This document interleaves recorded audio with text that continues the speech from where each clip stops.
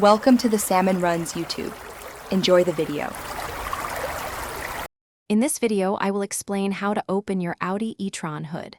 First, you'll find the primary hood release button conveniently located on the inside of the driver's side door panel. It's often a small, distinct button or lever. Make sure the driver's door is open, as this is crucial for the release mechanism to function correctly. Give the button a firm press, and you should hear a clear pop sound, indicating the hood has partially unlatched. Once the hood is popped, walk to the front of your vehicle. The hood will be slightly ajar, creating a small gap. Carefully reach your hand into this opening, palm down, to locate the secondary safety latch. This latch is typically positioned either in the center or slightly to the right.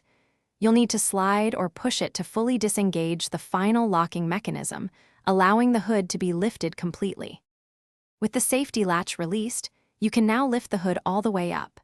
Many Audi E-Tron models are equipped with convenient gas struts that will automatically hold the hood in its fully open position, requiring no extra effort. However, some variations might utilize a traditional prop rod, which you'll need to manually secure into its designated slot. Always ensure the hood is stable and safely supported before you begin any work or inspection. Inside the E-Tron's front compartment, often called the frunk, you'll find practical space. This area typically offers about 1.8 cubic feet of storage, perfect for charging cables or small items. You can also easily access the windshield washer fluid reservoir for refills. Additionally, the 12-volt battery is located here, which is important for occasional checks or if you ever need to jump-start the vehicle. To close, simply lower the hood and press down firmly until both latches engage. Thanks for watching.